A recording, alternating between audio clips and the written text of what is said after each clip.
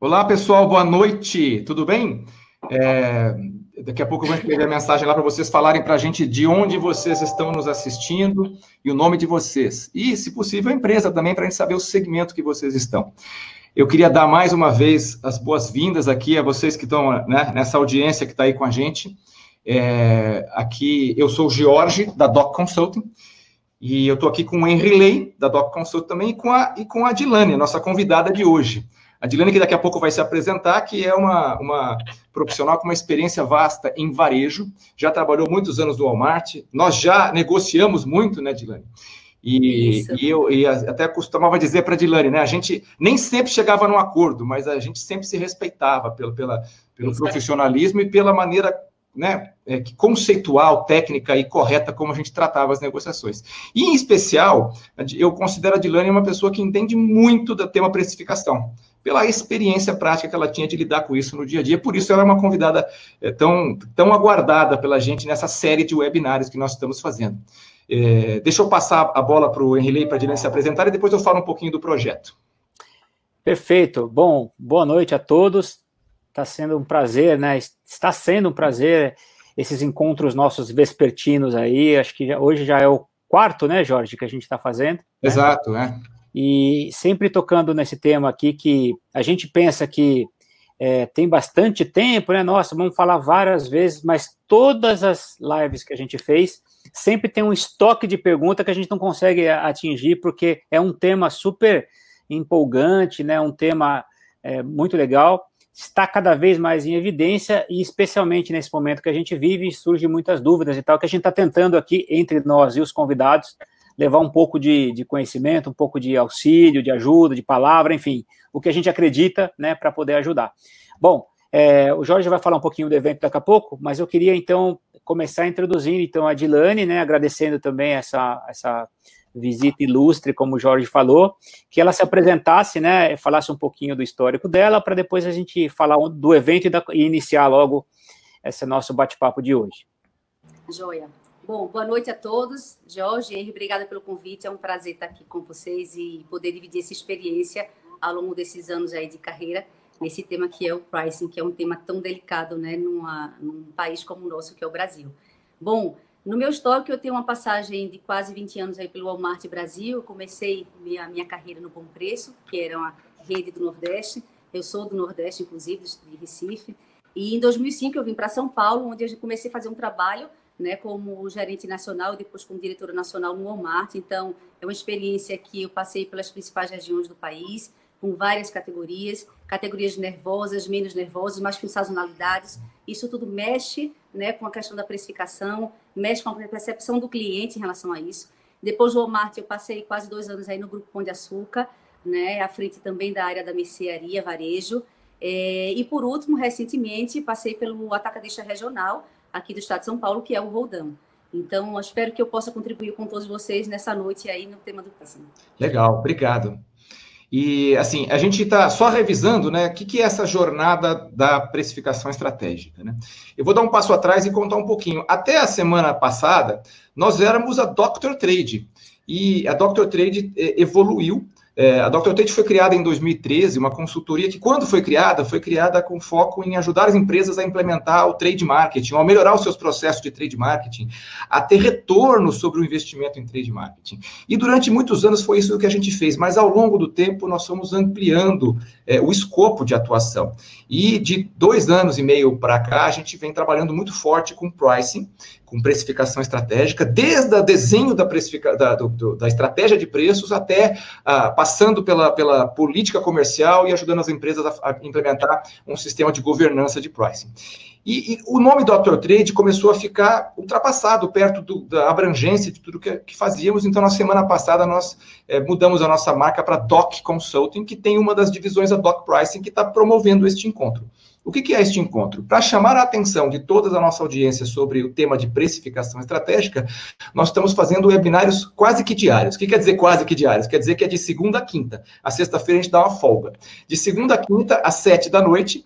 Começamos na quinta-feira passada, e hoje, quarta-feira, já é o quarto evento, e a gente vai até o fim de maio. Na verdade, a gente vai avançar o mês de junho, porque a quantidade de executivos e de especialistas, tanto do varejo quanto da indústria, que estão nos abordando para dividir com vocês o conhecimento deles é enorme. Então, a gente tem programação para avançar em junho já. Então, essa é a ideia, é fomentar um pouco o conhecimento, com a experiência e desde a parte conceitual até a parte prática sobre precificação. E, em particular, como nós estamos vivendo esta pandemia, a gente sempre aproveita para abordar o que muda durante a crise e o que pode mudar depois da crise. Mas isso a gente chega daqui a pouquinho nesse tema, né? Eu queria conversar, e hoje um desafio especial, né? Tivemos alguns problemas técnicos e, graças a Deus, resolvemos todos. Aquela resiliência de quem trabalha nesse mercado, né? Eu queria perguntar, para começar, Dilane, queria pedir a tua opinião, né? O que você entende por precificação estratégica, pelo processo de precificação estratégica, sob a ótica do varejo, claro, né? A gente teve muitos convidados da indústria e a ótica da indústria é um ponto de vista diferente sobre o mesmo assunto, mas eu queria entender a ótica do varejo e pela sua experiência. O que é a precificação estratégica, esse processo que se tanto fala? Claro, vamos lá. Eu acho que antes de a gente introduzir o tema de precificação no varejo, é importante a gente falar um pouquinho do shopper, né? A gente retroceder e falar um pouco desse tema. O que a gente costuma dizer no varejo? Que o shopper, ele tem normalmente 4 atributos que ele usa para escolher onde ele vai comprar, né? E a gente está falando do sortimento, estamos falando do preço, da experiência e da conveniência, né? Mas o preço, efetivamente, ele tem uma relevância muito grande como atributo, muito em função da realidade socioeconômica que a gente vive aqui no Brasil, né? A gente tem aí uma concentração da classe CDE em torno de 80% da população, né? A gente tem aí declarações da maioria de 40% das pessoas dizendo o seguinte: olha, eu compro só o básico, é só o que eu consigo comprar, né? Tem mais uma parcela da população que diz o seguinte: eu compro o básico e às vezes eu consigo escolher uma coisa a mais que eu tenho desejo, aspiração por consumir, né? Veja, eu não estou dizendo aqui que não tem espaço para produtos premium, não é isso, né? Produto premium tem sua parcela da população que escolhe, que compra, né, determinados fatores, qualidade, mas quando a gente olha realmente a realidade socioeconômica do Brasil, o preço é um atributo em função do que a gente tem hoje de classe CDE, né? Então, diante desse atributo tão relevante, o varejo passou a ter que entender que estratégia ele teria que adotar para que ele pudesse ter uma certa fidelização desse cliente, né? Importante dizer o seguinte: hoje não tem mais cliente fiel. Existe um dado recente da Nielsen que diz o seguinte: ao longo de um ano, o brasileiro ele vai em 8 canais para fazer sua compra, né? Desde um varejo, um autosserviço, passa por um cash and carry, por um farm, uma perfumaria, mas são 8 canais. Ou seja, ele realmente entende que o bolso dele é curto e ele preza, né, por escolher onde ele vai comprar, fazendo com que ele, inclusive, escolha e ande por vários locais para poder escolher realmente onde vai ser efetuada a sua compra, né? Então, quando a gente fala de pricing no varejo, pensando nessa realidade do shopper, existem mais alguns fatores que fazem com que o varejo decida como atuar nessa estratégia de precificação. Eu costumo dizer que são fatores internos e fatores externos, né? Quando a gente olha fator externo, está muito ligado a quem são os concorrentes que eu tenho ao meu redor, que esse público que está ao meu redor. Porque imagina que se eu não tenho concorrente, eu estou numa zona de conforto como varejista, né? Quando eu olho o fator interno, está muito ligado ao seguinte: qual é a estrutura diária que eu consigo ter de pricing? Eu consigo trabalhar somente com estrutura própria? Eu consigo contratar uma empresa terceira especializada, né? E aí eu vou definir os clusters de competitividade, então os grupos de competitividade que eu vou ter de acordo com essa concorrência que eu tenho, o papel de cada categoria dentro da minha loja, quem eu quero que seja rotina, quem eu quero que seja conveniência, quem eu entendo que é destino, ou seja, aquele produto e o consumidor ele sai de casa para comprar, né? Não é só aquela rotina que está na cesta de compra do dia a dia dele. Então, definido o papel da categoria, definido a estrutura que eu tenho para investir nessa situação de preço, né? Entender quem é esse cliente, esse concorrente que está ao meu redor, eu consigo montar uma estratégia de pricing, seja para preço de gôndola, que a gente chama regular, ou preço promocional, né? E mais do que a definição, ou tanto quanto definir, é comunicar ao cliente. Não adianta só ajustar um preço e eu não comunicar isso ao cliente, né? Então, é também definir que ferramentas de comunicação a gente vai trazer para dizer ao cliente, olha, eu tenho o melhor preço ou o menor preço, né? Depende da estratégia. O fato é que, diante de uma sociedade, de uma realidade socioeconômica que a gente tem, o cliente pode, o shopper pode até não saber exatamente o preço de um determinado produto, mas ele sabe quanto ele gasta na cesta dele, né? Então, essa composição da cesta é fundamental para que ele tenha essa percepção do melhor preço, né? Ou custo-benefício. Muito bom. Bom, só dessa abertura tem uma porção de conceito que a gente pode aprofundar, né? É uma bela introdução aí. Né? Tem alguma pergunta, Riley? Tem.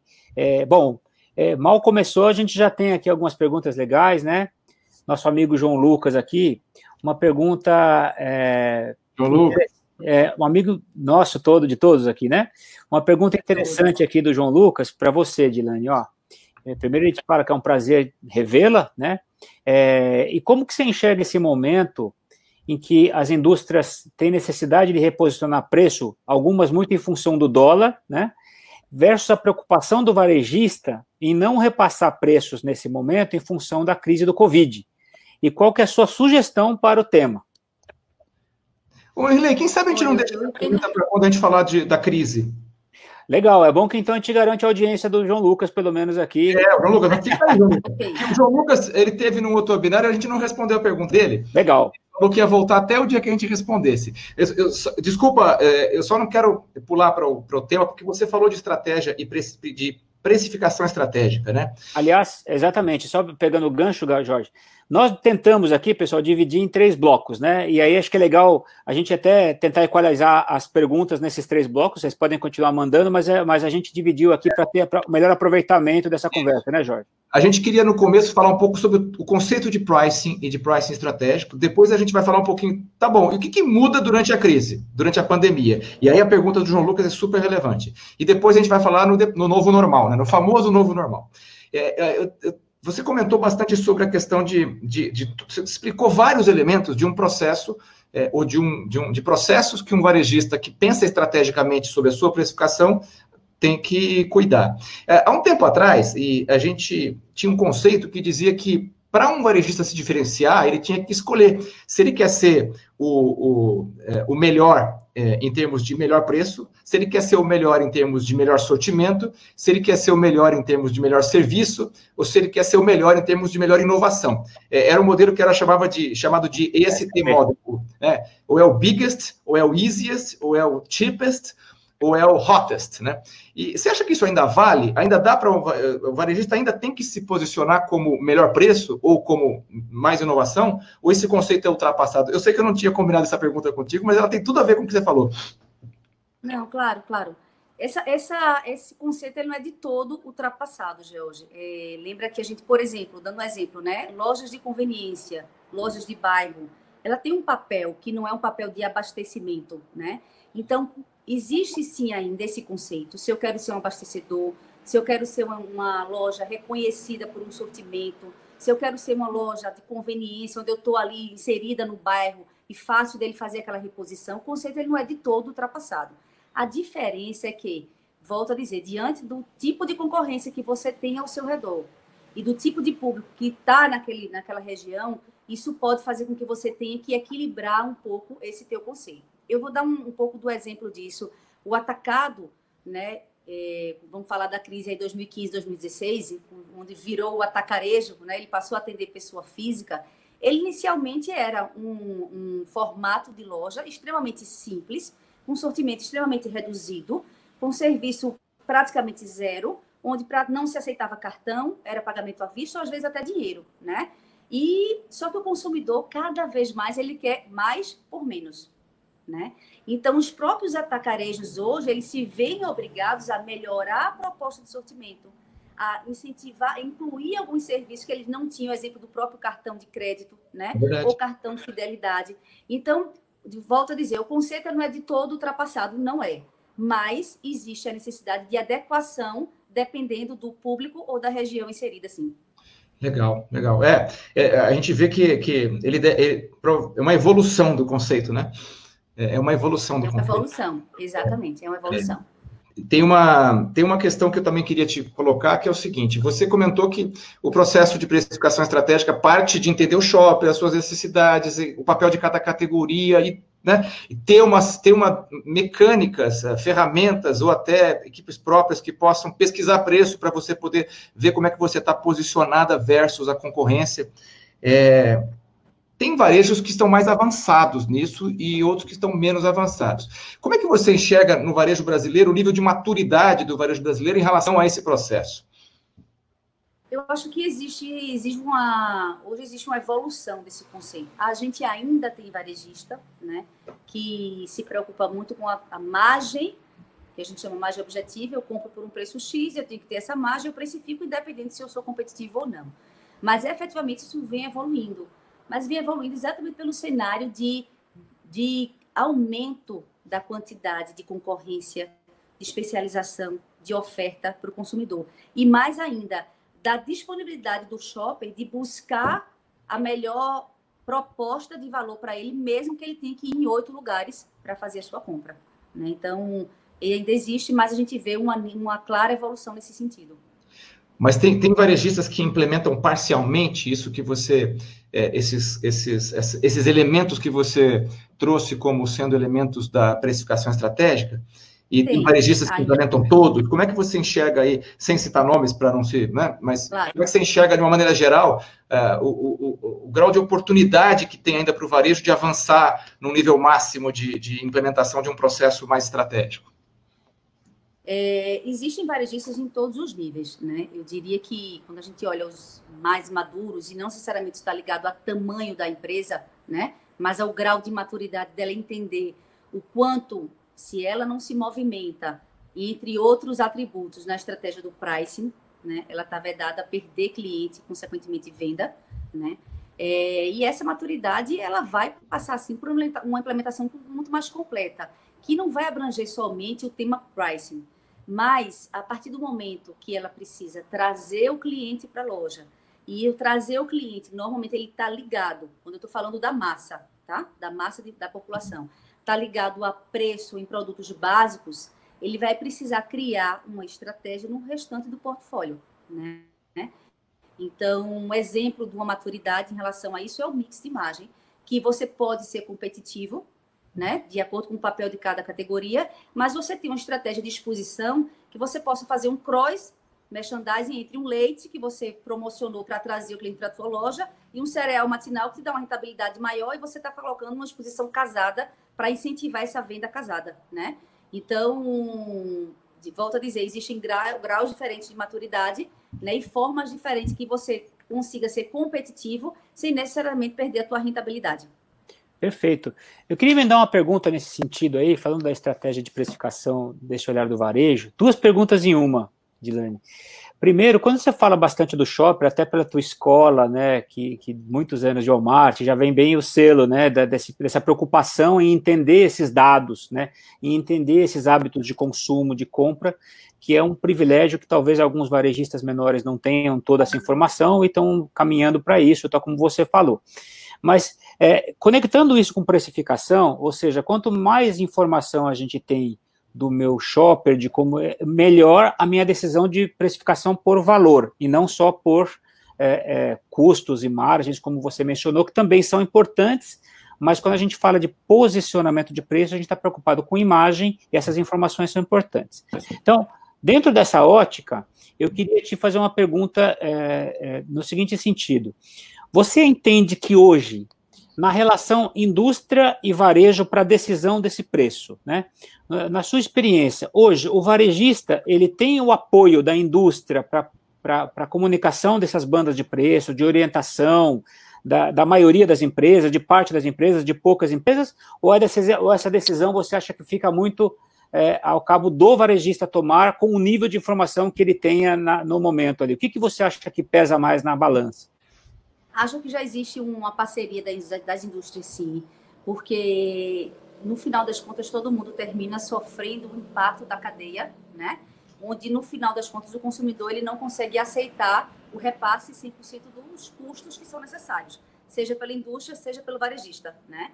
Então, sim, eu já vejo um avanço nessa parceria, inclusive para que a gente consiga gerar mais valor na compra, que não pode se resumir unicamente a preço, né? Então, sim, já existe uma parceria forte com várias indústrias nesse sentido, de como é que a gente consegue gerar mais valor nessa compra, que não necessariamente está ligada a preço. E aí, conectando nessa segunda pergunta, para as indústrias, ou melhor, para os varejistas que estão numa classificação maior, que tem acesso à indústria direto, né, ela talvez tenha uma vantagem. E para os pequenos varejistas que são atendidos pelos distribuidores, né, pelos atacadistas, tal, o que você orientaria? Como que ele pode buscar essa informação? Como que ele pode, né, dado que ele talvez não tenha esse contato tão direto com os profissionais, né? O que você recomendaria nesse cenário? Independente de recurso ou de pesquisa, ele tem um shopper, está na loja dele, né? E a gente até, uma vez eu me lembro que a gente conversando num determinado fórum falando sobre isso, às vezes, o CRM, quantas empresas já tem CRM e não usam esse dado para converter, né? Isso em venda, rentabilidade, seja o que for, fidelidade.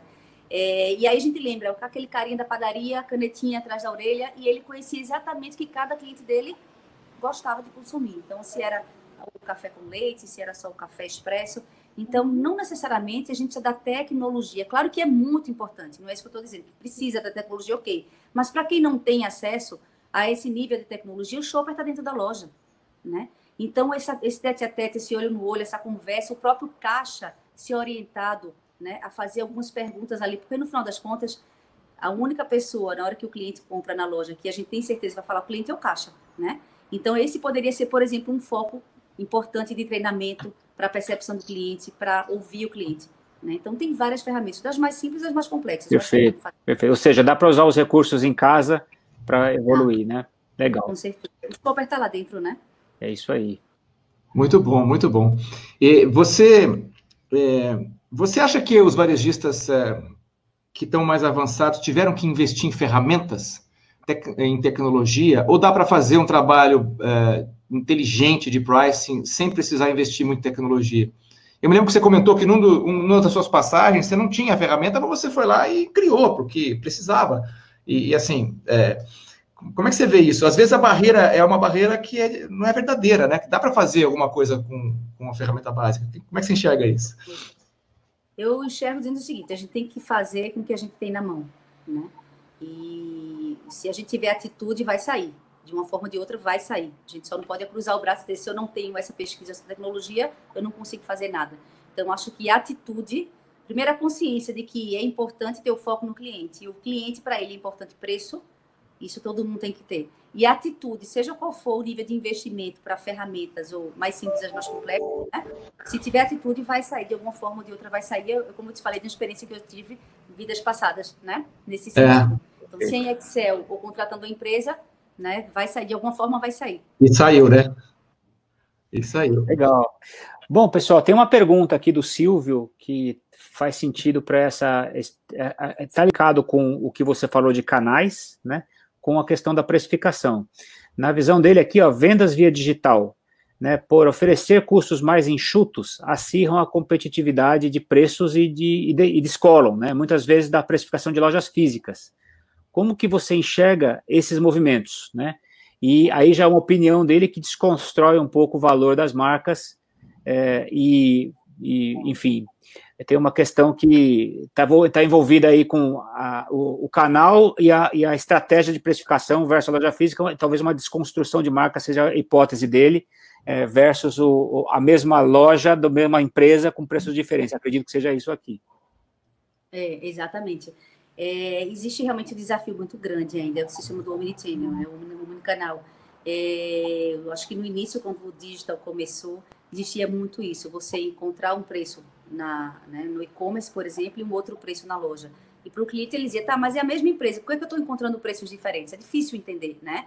Então, existe realmente, eu acho que é um segundo estágio do digital, que é exatamente essa junção, né? De se eu sou um cliente da loja X, independente se eu estou na loja presencialmente ou se eu estou no site da loja, eu consigo ter o mesmo nível de serviço, de preço oferecido.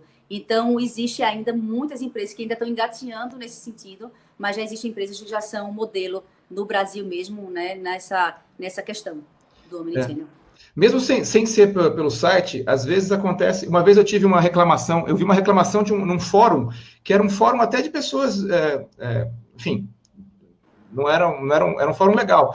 E a reclamação era de que um determinado varejista que tinha um aplicativo que não estava claro para eles que comprando pelo aplicativo, a pessoa falava, puta, mas como é que eu vou comprar pelo aplicativo se eu estou dentro da loja? E ela não tinha entendido ainda que não era comprar, era ativar a promoção no aplicativo que ela ia ganhar no caixa. E aí eu falei para ela, mas é só fazer isso. Então tem um grau também de evolução de como a população aprende a usar a tecnologia. E no momento que ela aprende a usar a tecnologia, ela vai entender, respeitar e valorizar as diferenças quando elas existirem, né? Entre os canais eletrônicos e os canais físicos. Eu acho que é por aí. Eu acho que é um aprendizado mútuo, né? Tanto do shopper, de ele realmente começar a usar e entender essa tecnologia. E a gente está vendo muito isso agora, nesse momento que está todo mundo em casa, né? A necessidade de circular menos e como é que eu faço para continuar fazendo as minhas compras, mesmo que seja só a compra do básico. Mas, enfim, existe também o aprendizado de quem lança esse tipo de programa, para entender que, muitas vezes, se você quiser acessar a população CDE, como é que você lança aplicativos que não consumam memória, não consumam recursos do celular, que não impeçam, né? Empresas que já evoluíram, por exemplo, ter Wi-Fi dentro da loja, para que ele possa entrar e ele ali se conecta e ele consegue ter acesso a em situações. Então, assim, o mundo do digital é um mundo fantástico para o varejista, tem uma série de situações de aprendizados, né? Que estão ligados exatamente a como é que eu trago mais cliente para a loja, como é que eu fidelizo um pouco esse cliente, né? E eu consigo vencer sem ter que necessariamente estar baixando o preço.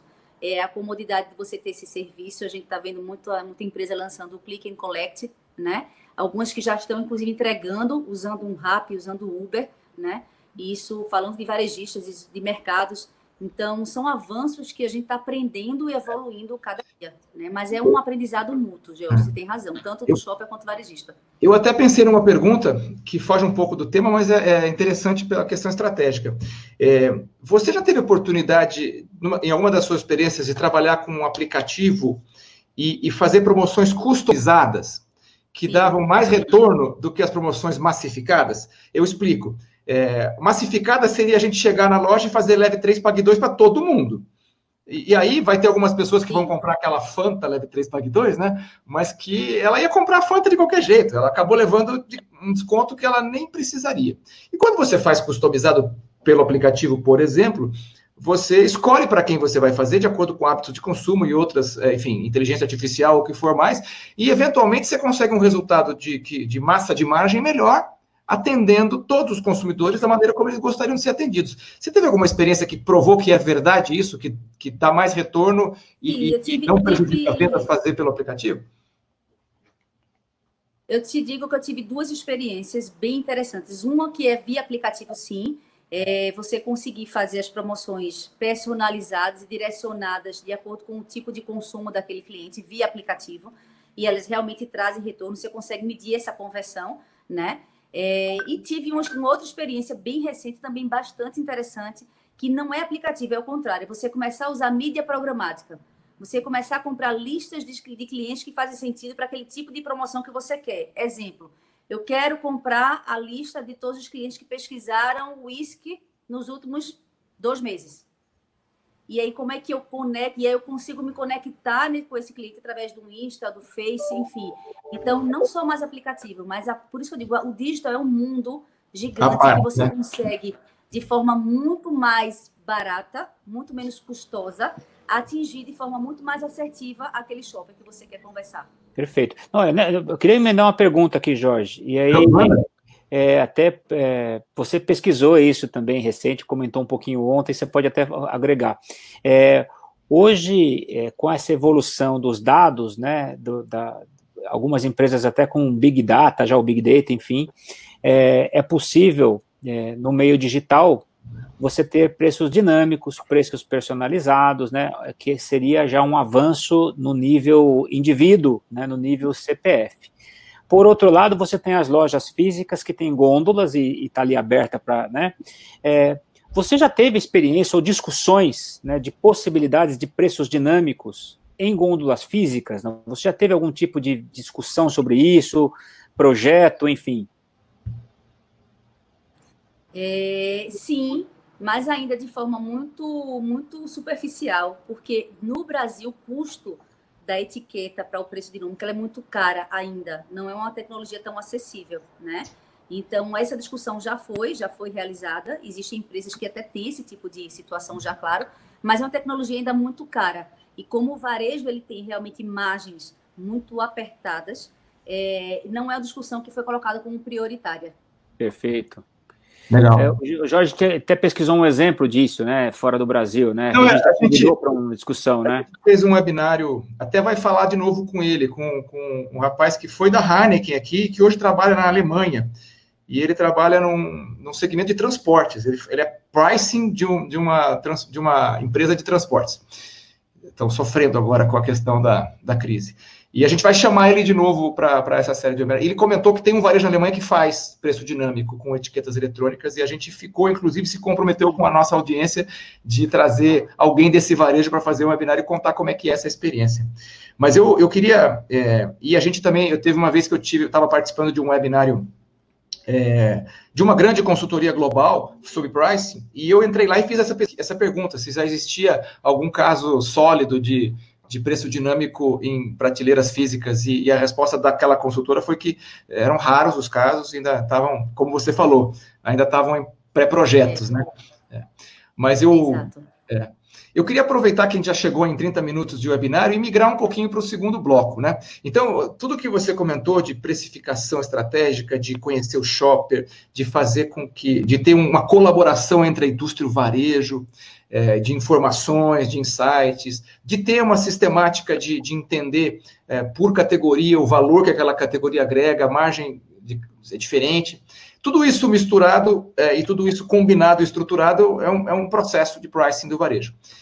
E agora, durante a crise? O que a crise impactou isso? O que a crise impactou ou está impactando a dinâmica de preços do mercado? A dinâmica promocional, a estratégia, a execução de preços. Eu sei que você sempre olha para o varejo com propriedade, né? Então, eu queria entender o que você está enxergando o que está acontecendo. O cuidado agora, ele é um cuidado redobrado, né? Existem duas preocupações adicionais. Uma, que o cliente está mais preocupado. Ele não sabe o que vai acontecer hoje, nem muito menos amanhã. Então, se ele já tinha uma preocupação com o bolso, essa preocupação aumenta, né? E o segundo ponto é que, além disso tudo, ele não está podendo circular como ele circulava antes, para procurar, né, a melhor condição, custo-benefício que ele costumava procurar. Então, tem duas preocupações adicionais. Mas vale lembrar que o shopper sabe quanto ele gasta. Volto a dizer, ele pode até não saber o preço dos produtos individualmente falando, mas ele sabe quanto ele costuma gastar. Então, existe uma preocupação redobrada em função desse novo cenário. Dito isso, existem alguns movimentos, né, no mercado em geral, né? Algumas empresas aceleraram o lançamento do seu e-commerce, que não tinha, como forma de conseguir, né, trazer e não perder parte do cliente, pelo menos aquele cliente que pode e tem acesso à tecnologia e pode comprar. Eu posso dar um exemplo recente, que é o Sam's Club, né? O Sam's Club acabou de lançar, através do Corner Shop, o seu e-commerce. Então, você compra pelo site do Corner Shop, recebe em casa, ou seja, acelerou um projeto do lançamento do e-commerce para não perder a onda desse momento, né? E outras empresas que já tinham e-commerce, por exemplo, aceleraram mais ainda, né, a especialização desse e-commerce, seja acrescentando o click and collect, seja acrescentando o delivery, seja melhorando o portfólio, seja mandando a questão das DAIs, promoções personalizadas e direcionadas, né, para esse cliente.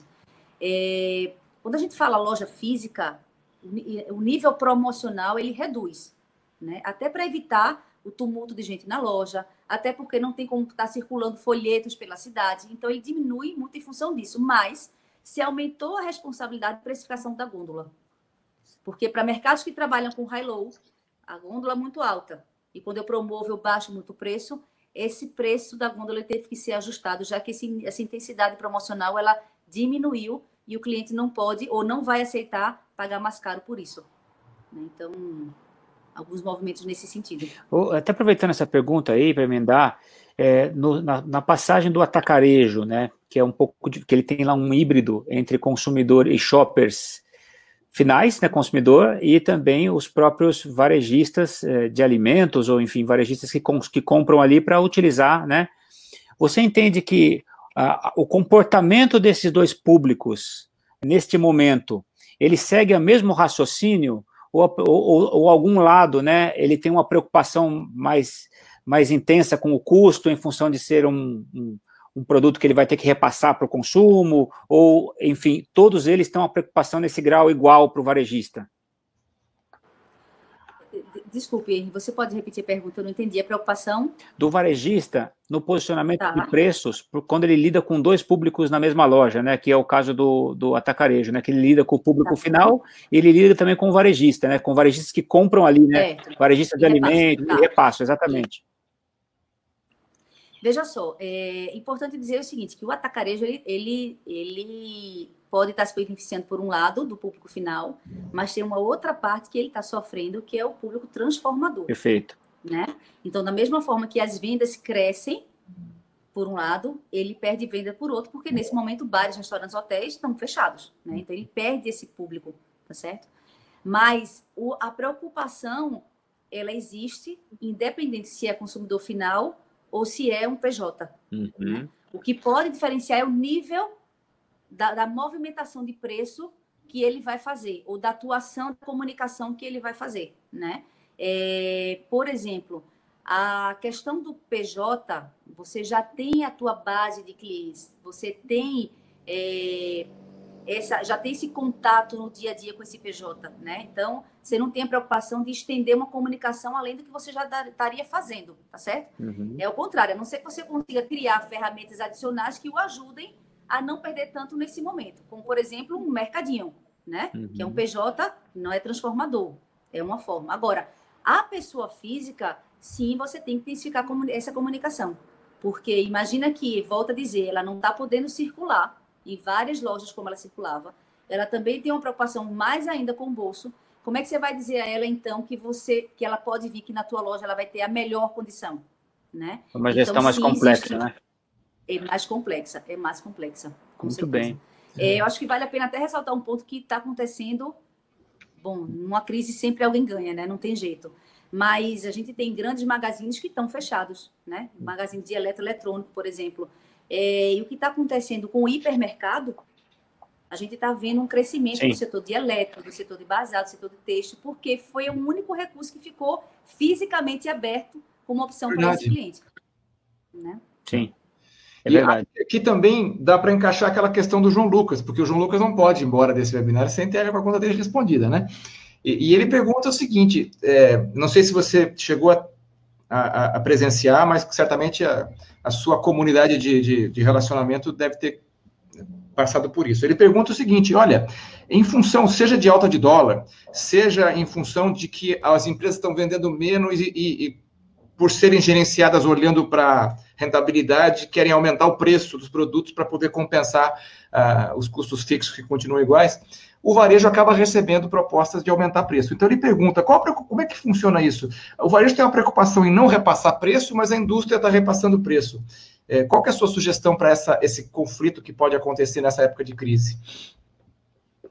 Isso dá uma boa discussão. Isso vai depender, Jorge, muito de caso a caso, né? Os custos, muitas vezes, eles realmente precisam ser repassados pela indústria, mas, efetivamente, o consumidor ele não está disposto a absorver aumento de preço nesse momento.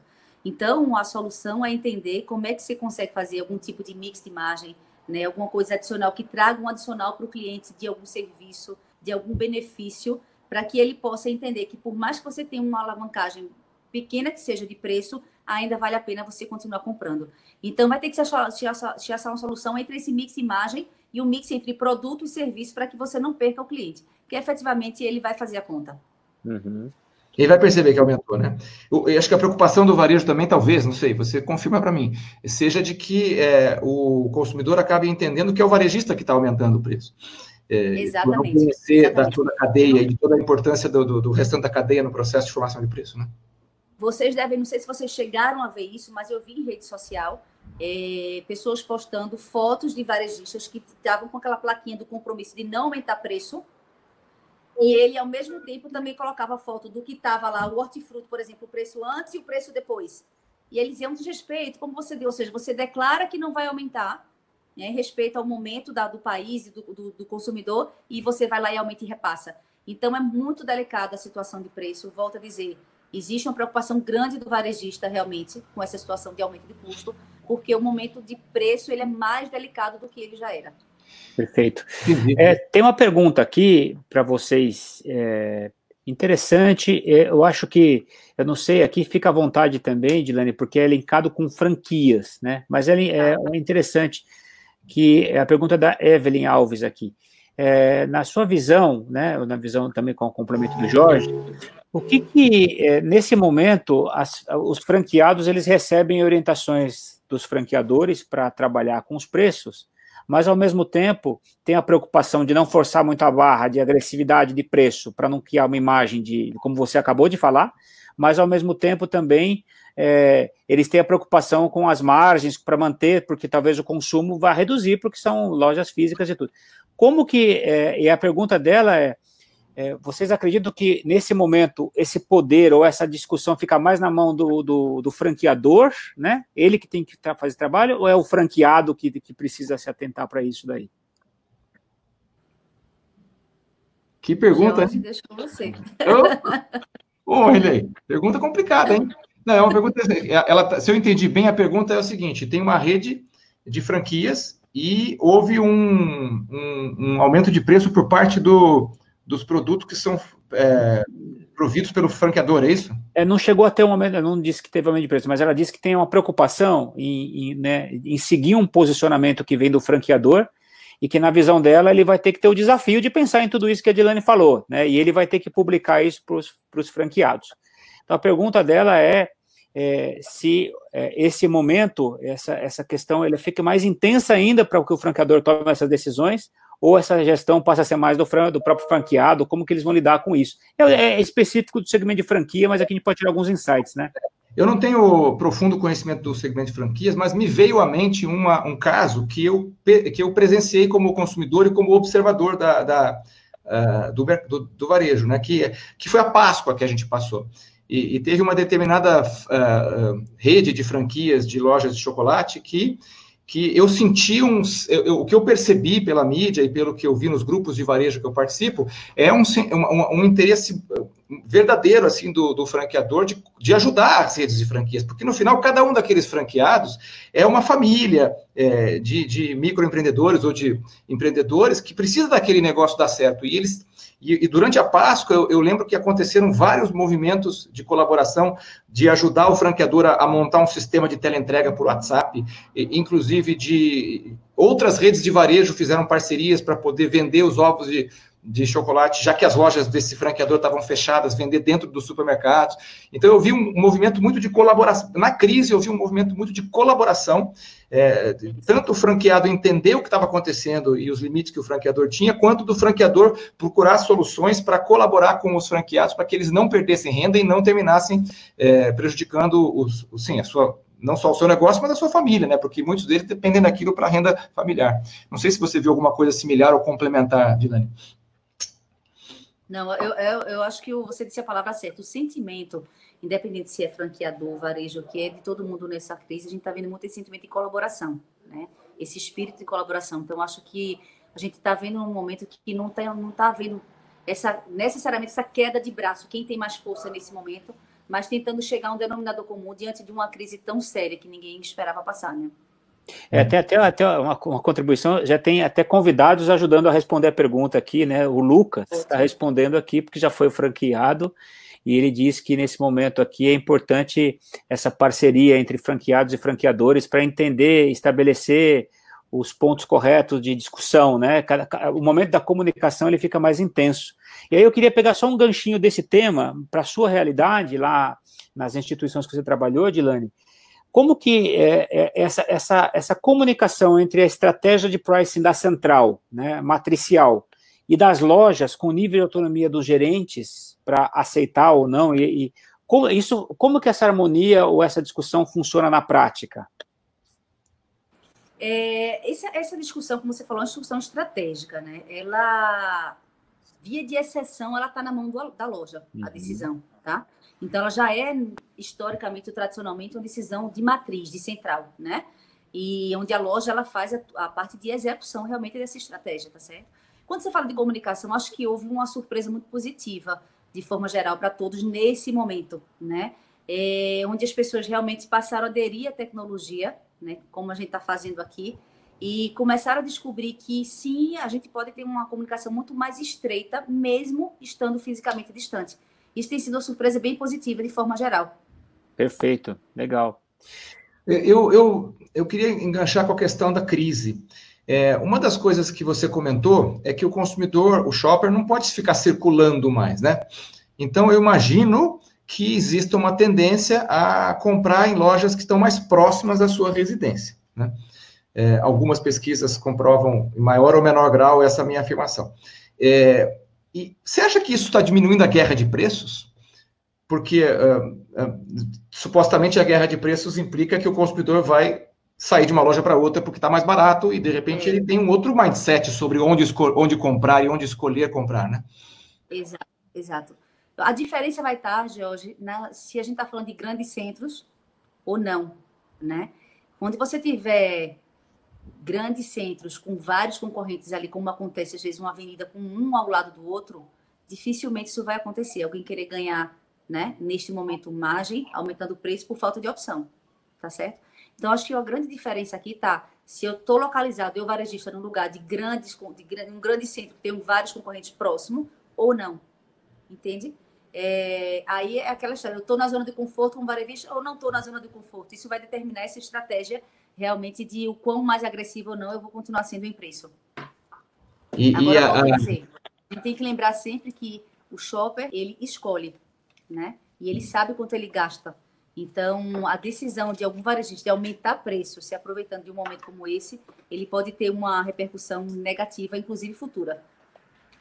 E a intenção de ser mais baixo do que o seu concorrente no maior número de itens e no maior número de vezes, e você acha que isso também pode ter diminuído por causa da crise? Ou continua o mesmo nível de intensidade promocional, na sua visão, sob essa ótica de querer ser mais barato do que o concorrente?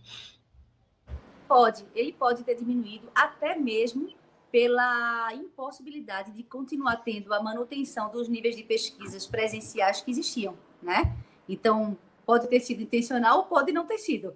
Existe hoje uma limitação física, né, para a atuação dessa precificação, certo? Então, tem uma parte que é não intencional. Existe uma limitação real acontecendo, né? Mas, porque de qualquer forma... Você não consegue saber o preço médio que você antes sabia em tempo real para poder reagir, então você não reage porque a informação não vem, mais ou menos isso?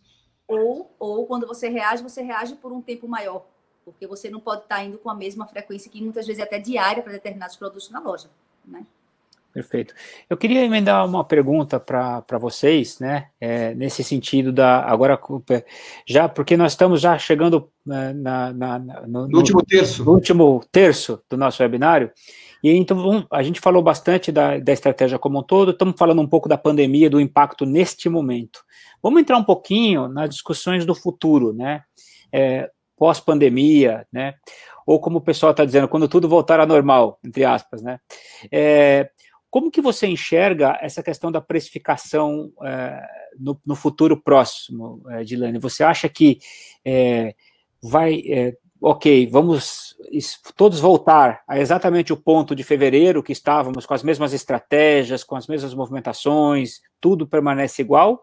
Ou algum legado de mudança de consumo, como você falou do shopper, ou hábitos dos próprios atendimentos, né, dos varejistas, as negociações, o que de fato isso pode alterar na dinâmica de precificação para o futuro?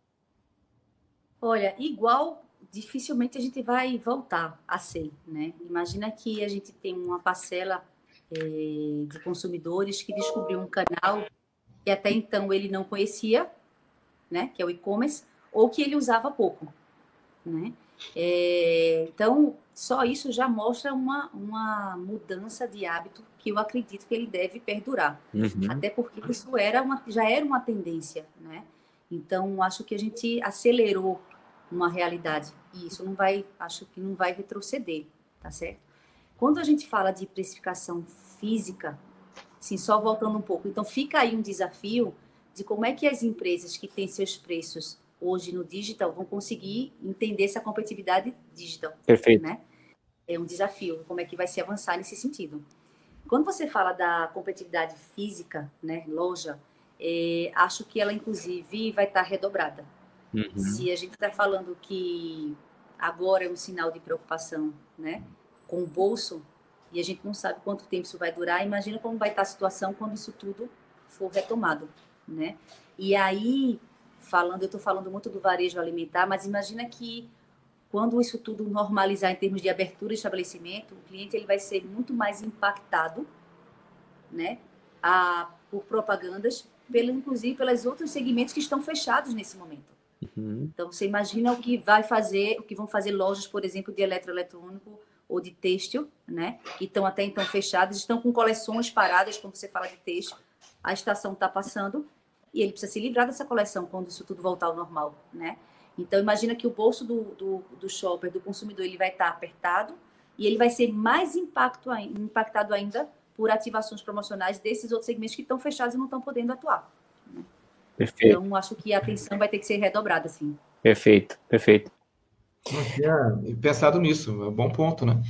Vai ter uma onda enfim, de um movimento dessas empresas que estão com a sua venda parada ou muito prejudicada, de precisar fazer com que esse produto flua, né? Isso pode gerar um efeito promocional que pode fazer com que isso impacte o share of pocket, né, da população. Ô, Jorge, eu queria fazer uma pergunta para você, porque eu lembro de um exemplo que você deu de um case de precificação de cerveja, né, que em vários pontos do Brasil, o price point da mesma cerveja era diferente, né? Tem que lembrar agora qual é esse case, pô. Você vai lembrar, assim, do Nordeste, né, você tinha um patamar de preço, de execução, e você tinha sim. Né? Acho que era de Esquincariol, né, se não me engano. Enfim, e aí você tinha esse entendimento para seguir a estratégia de precificação, porque era um entendimento conhecido, né? Nesse tempo de pandemia, talvez os hábitos de consumo e isso tudo alteram esses parâmetros, né? E aí, esse é um ponto interessante para te abordar, né? Porque isso vai ver com o futuro, isso, né? Se a gente usar as mesmas regras para construir o futuro. Muitas vezes, assim, eu até tive uma conversa com a Dilane há uns 6 meses atrás, num processo de investigação de uma categoria específica do segmento de bebidas, que a Dilane é uma especialista em bebidas, né? Como vendedora. E compradora também, né? E daí, assim, eu lembro que a gente falou muito sobre isso, né? Dessa inteligência de entender o que o consumidor... Você até me deu umas dicas, falou, olha, acima desse patamar, esquece, que não, né? Que as pessoas não vão comprar, porque é uma barreira da categoria. E quando eu estava trabalhando em cerveja, já faz tanto tempo isso que pode ter mudado, mas na época eu lembro que eu tinha uma estratégia de preços para cada região do Brasil. E a região do Brasil, eu me lembro até os números, numa região do Brasil eu vendia minha cerveja por R$1. E eu ficava 10% abaixo do concorrente, e eu era líder de mercado. A mesma latinha, igualzinha, numa outra região do Brasil, eu vendia por 70 centavos e eu era, tipo, 20%, 30% mais barato do que o líder e eu tinha 5% de mercado. Então, era outro mercado, era outra realidade. Então, não dava para ter uma política nacional. E eu tinha que olhar com as ferramentas da época, toda semana, a variação de preço para verificar se eu tinha que fazer algum ajuste em função de market share ou não. O mundo evoluiu muito de lá para cá com tecnologia. Mas eu acho que o que o Henrique está falando é o seguinte, depois da pandemia, essas regras que existiam antes, talvez não valham mais. Talvez o novo normal, não sei, né? Se eu fosse hoje essa empresa de cerveja e tivesse essa regra bem estabelecida, tipo, anda que nem um reloginho, depois da pandemia não sei se vai andar mais. Então pode ser que isso gere nas empresas a necessidade de refazer todos os seus estudos, de começar do zero. E não sei se esse é o ponto que você queria trazer, né? Mas é que nem a cura do vírus, né? Qualquer um que falar que sabe, está chutando, né?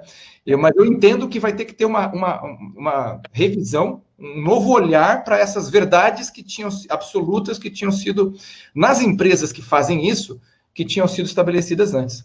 Não sei se você concorda, Dilane, que isso, até para o próprio varejo, né, que tenha algumas regras de market share, de posicionamento, talvez isso tudo seja diferente depois. Vai ter que recomeçar, não é? É isso aí. Igual não vai ser, né? Volto a dizer, pelas experiências que o consumidor conseguiu ter neste momento, né? E por dois fatores. O fator do que cada um está passando em termos de empresa e o que vai precisar fazer para retomar, mas que também tem seus concorrentes ou até de outros segmentos, que agora é como se todo mundo fosse concorrente, independente do segmento, né?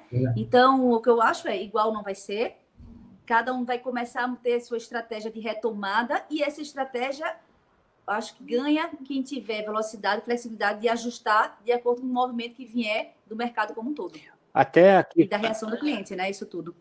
Até, desculpa, perdão de cortar. Até o Javier Rosselli aqui fez um comentário que, no seu caso, Jorge, continua do mesmo jeito, que os preços de cerveja, dependendo do estado, varia, e, enfim, passado o tempo tudo, mas o conceito prevalece. E o conceito da época era o conceito de você olhar para o seu concorrente, o conceito da empresa que eu trabalhava, né? Era de olhar para o concorrente, e se o concorrente se movimentasse, isso causasse um impacto no share, a gente se movimentava também para conseguir capturar o share. E não necessariamente essa era a estratégia mais lucrativa, mas era uma estratégia atrás do share, né? E às vezes o varejista também tem isso, né? Eu lembro que o Walmart, por exemplo, tinha o market share dele versus o Pão de Açúcar versus... lá dentro deviam ter discussões também sobre, perdemos o share, o que a gente faz para recuperar? E quando a decisão para recuperar o share, quando ela for preço, evidentemente que ela pode trazer um impacto na lucratividade muito importante. Então, essa parte aí eu não sei como é que vai ser daqui para frente, né?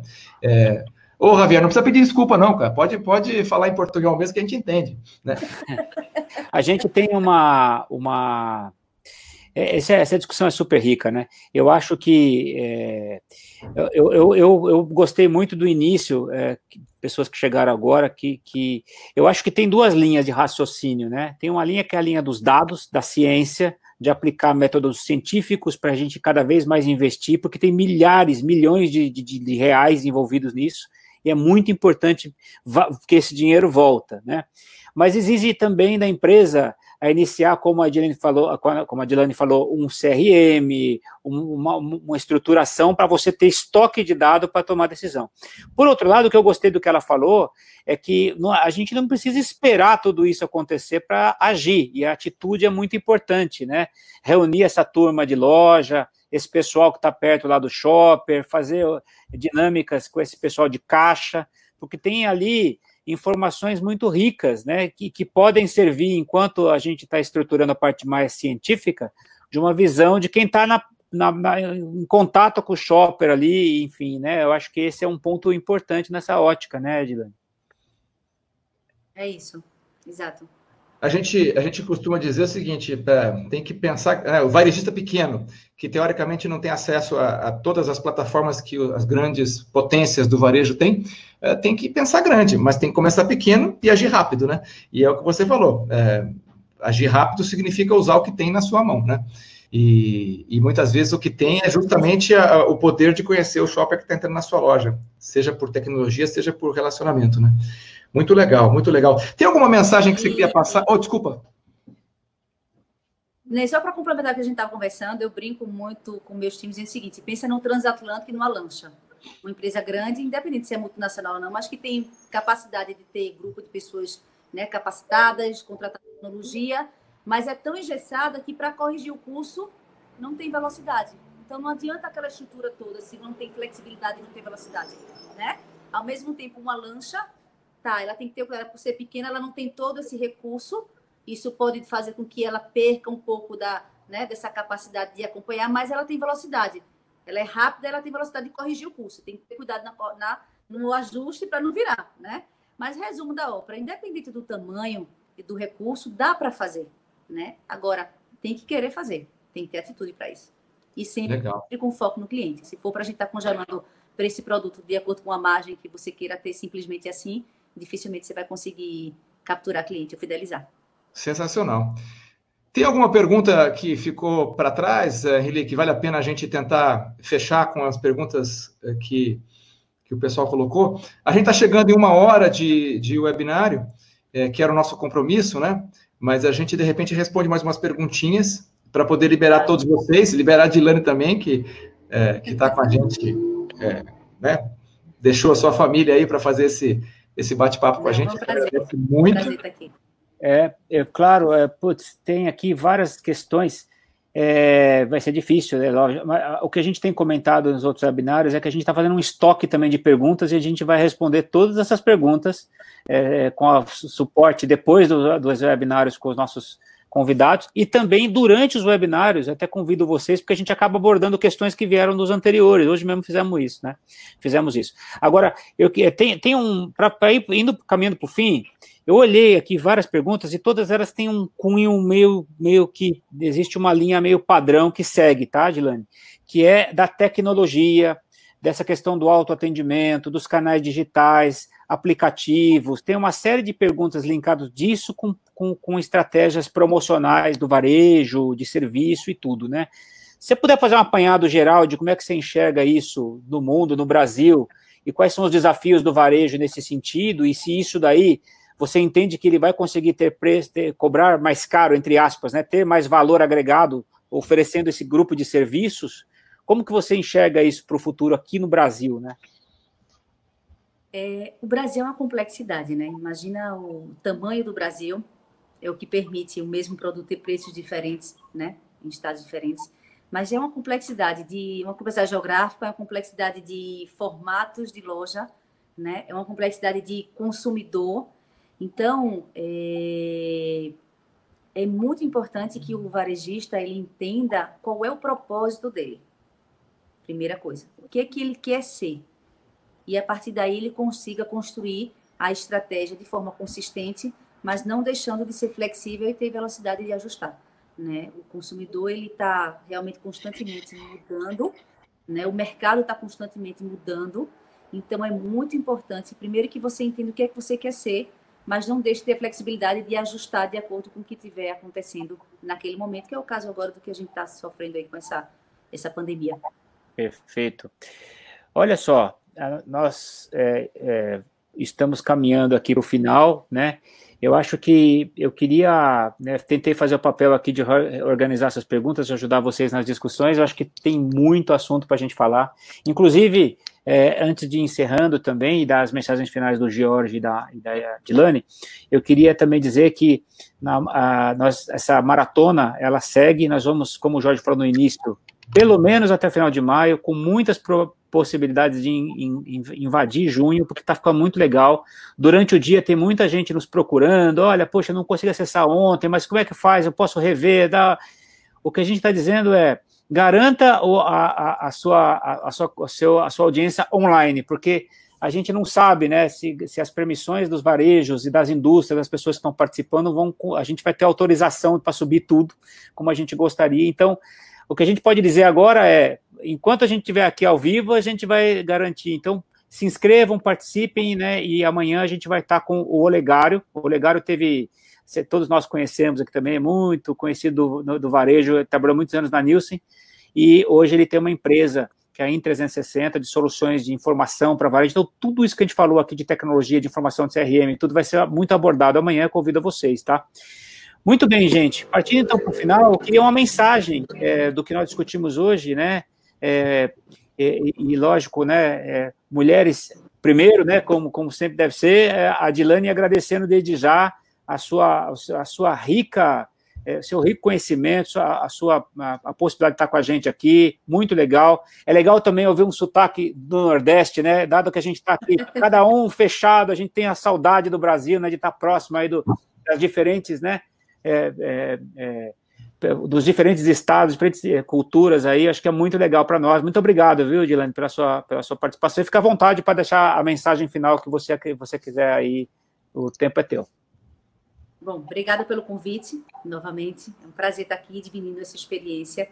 Eu acho que a mensagem é, apesar da gente estar falando de o tema ser pricing, ser preço, né? Lembrar que o shopper ele procura outros atributos também. essa mensagem que eu estou dando é muito porque eu tenho visto a preocupação de dizer, mas tudo se resume a preço? Não. O preço é relevante, mas tem como o varejista conseguir encontrar o seu caminho, que seria o resultado de venda e rentabilidade, juntando os demais atributos que o shopper Valor, tem né? interesse. Exatamente. Legal, obrigado, Dilane. Obrigada a vocês. Minha mensagem final primeiro, assim, tem algumas, né? A primeira mensagem é de agradecimento, Dilane. A gente dá para perceber quando você fala a paixão que você tem pelo tema, e isso é o que faz a gente ter uma audiência que fica até o fim e tal, e que é muito legal ouvir de você falar sobre varejo, independente de ser sobre price, muito legal mesmo. Então, obrigado por estar aqui. Do nosso lado, o que a gente quer qual que é o nosso objetivo, né?